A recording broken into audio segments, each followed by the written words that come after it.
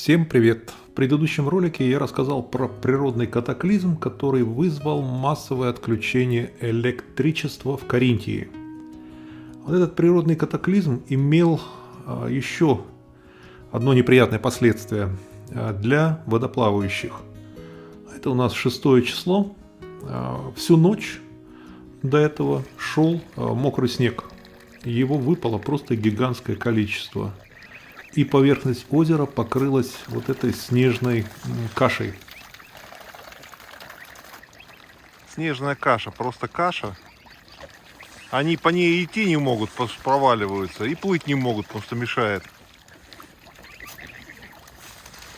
Утки полегче, утки могут ходить, а эти проваливаются. Это просто так много снега было, что он на поверхности воды образовался вот просто слой вот этого снега.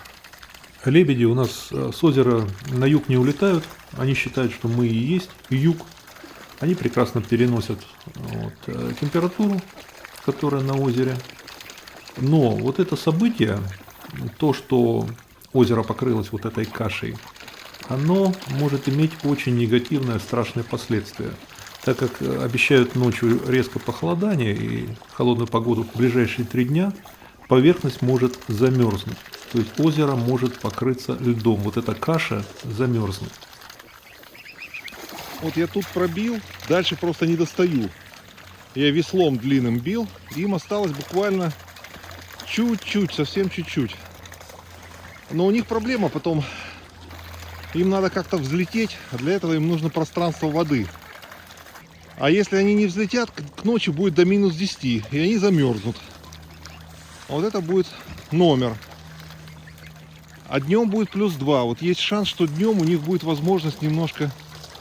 А им надо улететь, иначе катастрофа будет. Первая задача была расчистить им подход и накормить их, чтобы у них были силы. Вот, с этим я более-менее справился. Мне удалось их накормить, и их, и уток. Короче, озеро замерзло. Сегодня минус 10 ночью. Днем всего плюс 2. Она не успеет растаять. И ночью прихватит, и все. А течения нет. Течение снизу идет. А по поверхности все это заледенеет. И этим ребятам бы, конечно, улететь сегодня. Куст слева вообще упал. Да, вот видите, снегопад был, конечно, мощнейший.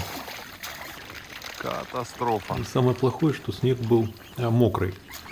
Итак, что страшного может случиться? Может замерзнуть вся поверхность. Самый такой худший вариант, если кто-то из лебедей просто вмерзнет. А в лед такое изредка случается, но просто у них сейчас нет возможности разбега ни по воде, ни по льду. Поэтому это действительно страшно. Про лебедей. Пока есть открытая вода, им не страшно. Температура не имеет большого значения, там минус 10, минус 15, но если есть открытая вода, лебеди прекрасно переносят все это. Это вообще уникальная, конечно, птица. Когда вода у нас всегда выше, чем 0 градусов, соответственно, половина лебедя, которая находится в воде, находится при температуре выше нуля. Над поверхностью воды некоторая площадь все равно поддерживает тепло, эффект теплых полов. Некоторую температуру повыше, чем окружающая, и вода дает, в общем-то, некоторую еду и некоторую возможность не пропасть. То есть пока есть открытая вода, с лебедями ничего не случится. Сейчас ждем дня. Успеет ли протаять достаточное количество, вот эта полынья станет ли побольше, чтобы они могли взлететь. Будем надеяться. Да. Зима вернулась. Еще какая. Было потепление, ночью минус 7 было, да. Ой, плюс 7 было.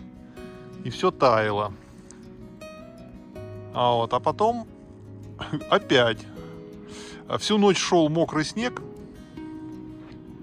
Короче, сидим без света уже давно. Вообще половина Каринтии без света. Как раз был blackout.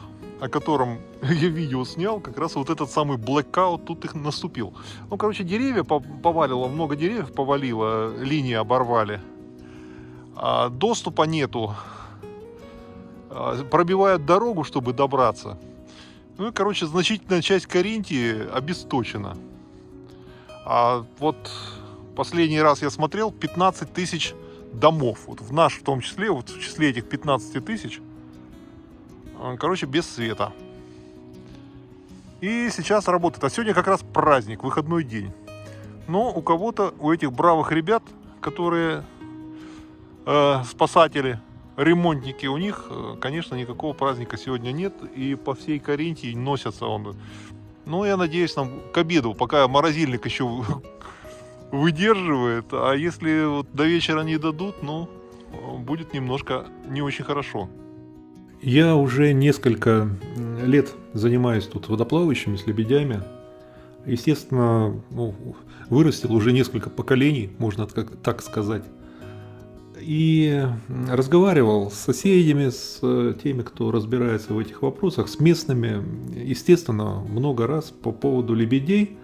Значит, кормить их можно. Зимой в Австрии кормежка разрешена, даже призывают зимой, ну, те, кто живут по берегам, те, кто живет рядом с местом, где обитают птицы, ну, подкармливать их. Кроме того, я выяснял, они в принципе улетают или нет. Они не улетают. То есть кормлю я их, не кормлю я их, это не имеет значения. Они все равно живут на озере, живут в заповеднике, там, где устье реки Тиболь, там, где не замерзающие есть всегда островки, и отлетают на речку Драу по соседству, которая не замерзает никогда. Ну что, тут вода протаяла достаточно. Вот. И, в принципе, у них для взлета есть. А вот. Тут им для взлета тут достаточно. А вот. Другое дело, что они никуда взлетать не хотят. А ночью будет мороз. И вот... А лететь-то особо или на Драу, а эти, похоже, никуда не летали еще.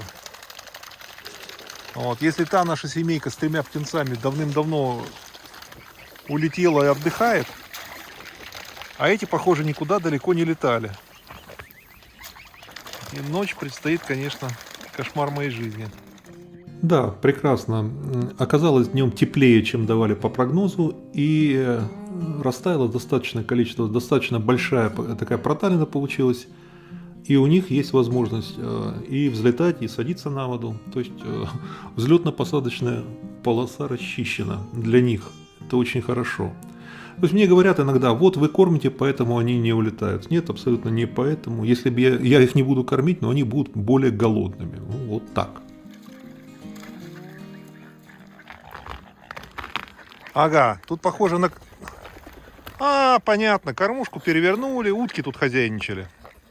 Пока я за камерой ходил, молодых стали утки обижать. Налетели, кормушку перевернули. И все съели. Ну да, с утра была вот там, где справа от пирса туда, в сторону озера, там была вода. А я потом пробил вдоль пирса, пробил им сюда дорожку.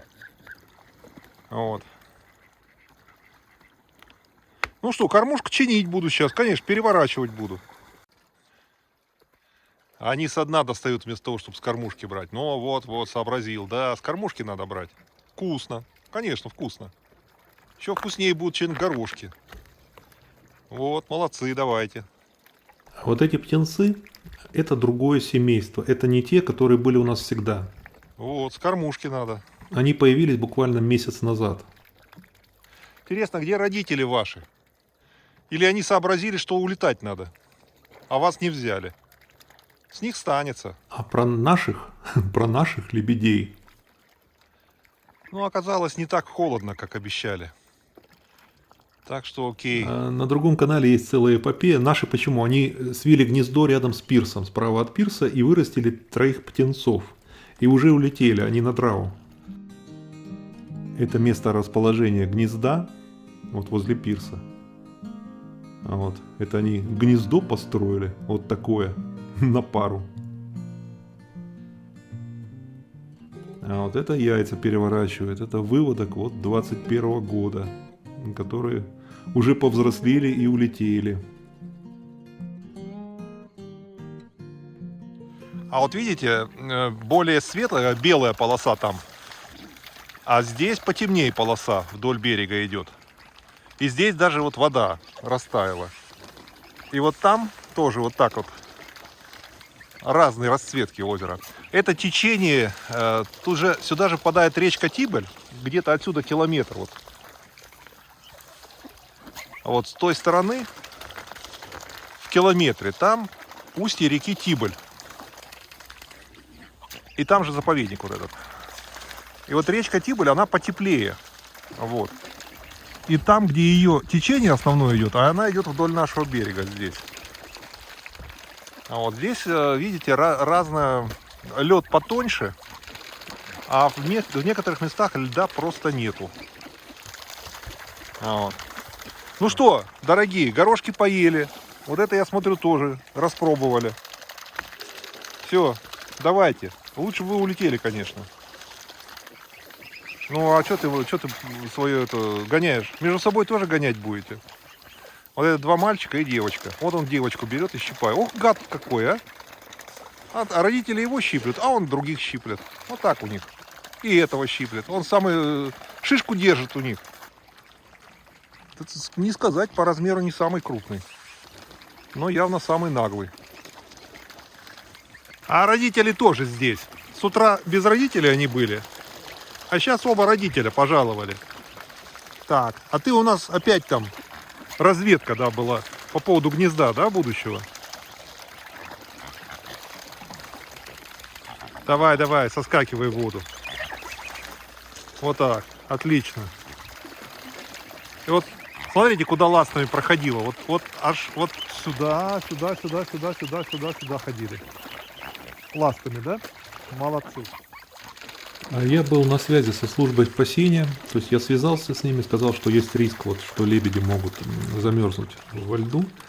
Они сказали, что да, если вот мониторить ситуацию, у меня дрон готов был, то есть если я утром их не увижу, не найду, то запущу дрона, посмотрю. И они сказали, если что, если такое увидите, сразу нас вызывайте, мы подъедем. То есть они подъезжают и занимаются спасением.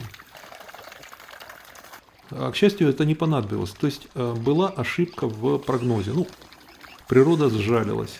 И ночь была гораздо теплее. Вместо минус 10 было всего лишь минус 3,5 градуса. Так. Так, не боимся, не боимся.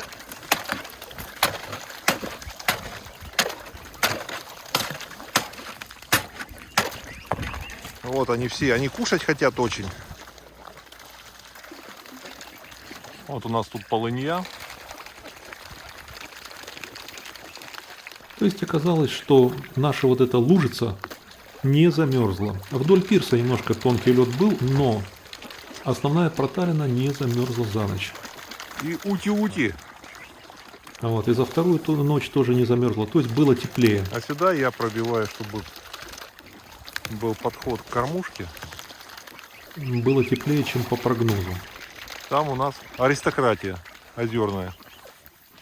А там лед уже окреп, так что они могут на лед выйти и стартовать со льда.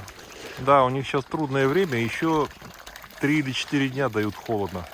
То есть им сейчас принципиально ничего не угрожает. Потом вроде по прогнозу потеплеть должно. А сейчас, конечно, им трудно. И эта полынья, вот не знаю, как она держится еще, почему не замерзла. Ну, вот я им пробил сюда, тут был тонкий лед. Озеро все замерзшее. А вот, озеро замерзшее. А у нас тут полынья такая хорошая. И они тут ночевали. На полынье. А ночью было минус 4, а должно было быть минус 8. Вообще второй день гораздо теплее, чем дает прогноз. Но лед уже достаточно крепкий, то есть они могут на него становиться, взлетать, могут по воде взлетать. Как видите, ничего страшного не произошло.